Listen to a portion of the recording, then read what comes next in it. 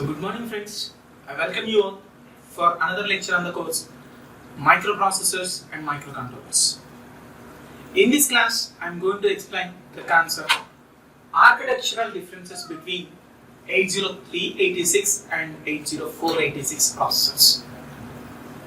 We know that friends, this 80386 and 486 processors comes under 4th generation processors. These both are 32-bit processors, and these two are designed by Intel. And first we designed 80386, later we designed 80486. That's why what we can say is 80486 is advanced version to 80386 processor.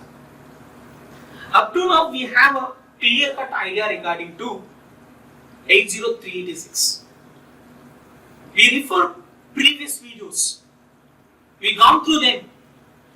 We identify the different features of 80386, the architecture of 80386, the signals of 80386, register organization, addressing modes and data types supported by 80386, and its operating modes. All these things we discussed in the past videos. And now we are going to focusing on what is the architectural differences between 80386 and 486 processor. I am already told you friends, both are 4th generation processors and both are 32-bit processors, and these two are designed by Intel. Now we will go and see the architectural differences between this 80386 and 486. Coming to my first point, 80486, it has a 9 functional units in its architecture. 80486 has total 9 functional units in its architecture, but if you go to 80386, you may found that 6 functional units like bus interfacing unit, code prefetcher unit, decode unit, execution unit, segmentation unit, and the paging unit. These are 6 different functional units we may found in 80386. Similar type of functional units we may found in 80486 also, but the count is more compared to that. So here you may found total 9 different functional units. Why these are functional units count is more compared to 80386? Our simple answer is again 80486 is advanced version to 80386. And coming to my second point is, it has on-chip floating point unit. So that means to do floating point operations in 80486, it has an on-chip a floating point unit. With the help of that, our 80486 can do all floating point operations. But coming to 80386, we didn't found any on-chip floating point unit to do floating point operations.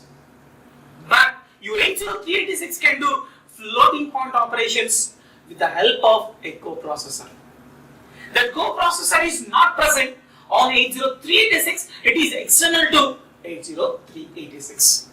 So that's why here what I written is, it didn't has any on-chip floating point unit. But coming to 80486, it has on-chip floating point unit to do a floating point operations.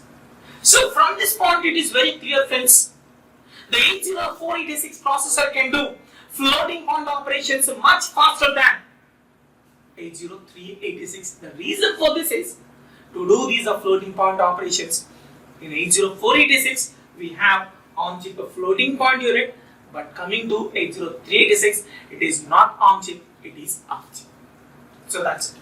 And coming to the next point is, it has on-chip 8 kilobytes of code and data cache memory. That means the cache memory concept, we know that friends, the cache memory is a faster memory and it is a smaller memory.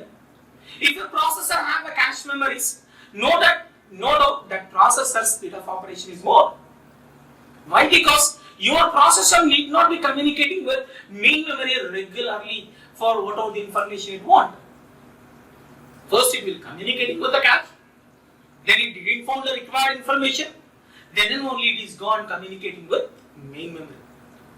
And you remember friends, the cache memories are introduced in our processors. We are start from only 80486 processor onwards. So here important thing is 80486 processor has on chip 8 kilobytes of code and data memories. But there is no cache memories in 80386 processor. So that's why here I written as it didn't has any on chip cache memory. But 80486 has 8 kilobytes of data and cache memories. And next, it can execute some of arithmetic instructions in single clock cycle. That means your 80486 architecture looks like more efficient for making a pipelining concept. Once we are going to make a pipelining concept more effectively, then we can go and execute the instructions in a single clock cycle. So here your 80486 has 9 functional units. That means the structure of 80386 is a more efficient making of pipelining concept. So that here what 80486 can do is it will go and execute some of arithmetic instructions in a single clock cycle. There is no such type of scope in 80386. So see here, it is unable to execute some of arithmetic instructions in a single clock cycle. But 80486 can execute our arithmetic instructions, some of them in a single clock cycle. So that's another point. And coming to next, its architecture support an efficient instruction pipelining. 80486 architecture supports an efficient instruction pipeline, but 80386 supports a pipeline, but it is not that much efficient compared with 80486. We know that friends, the pipelining concept is one of a parallel processing concept which is helpful to us to increase the speed of operation of a system. In that case, the pipelining plays a vital role. So 80486 architecture supports efficient pipelining concept. Due to this, we are going to execute some of arithmetic instructions in a single clock cycle. But the scenario is not same for 80386.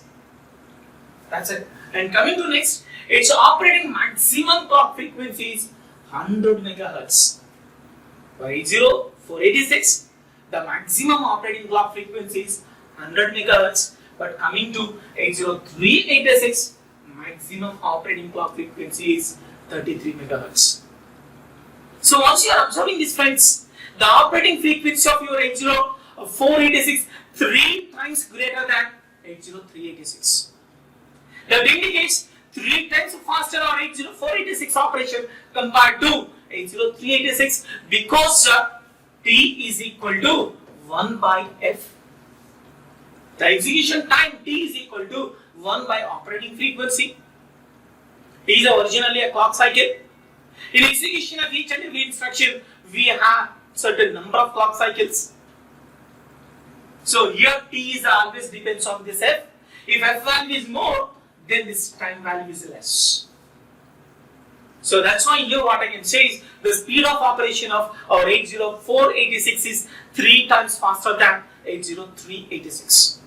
Why? Because 80486 operating clock frequency is 100 MHz. But coming to 80386, maximum operating clock frequency is 33 MHz. And next coming to one more point, 80486 has a coprocessor which is 80487. But coming to 80386 has off-chip coprocessor which is 80387. We know that guys, for 8086 there was a coprocessor whose IC number is 8087. Similarly, if you come to 80186, its coprocessor is 80187. Then it comes to 80286, its co-processor is 80287, and coming to 80386, it have a co-processor which is 80387, and similarly for 80486, its co-processor is 80487. And coming to the last point, the 80486 processor was available in 168-pin PGA package. That means pin grid array package. The number of pins present in 80486 processor was 168. Once the number of pins are more, then automatically the number of functions performed by that processor also more. But coming to 80386, the number of pins are available in it is just only 132, and it is available again, it is in PGA package. PGA means pin grid array package. So from this aspect also, we conclude that our 80486 is more powerful than 80386. So in this, we are discussing total 9 different points to differentiate our 80486 processor with 80386 processor.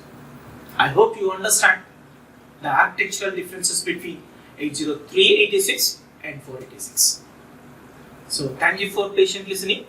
We will meet in next class. Thank you very much.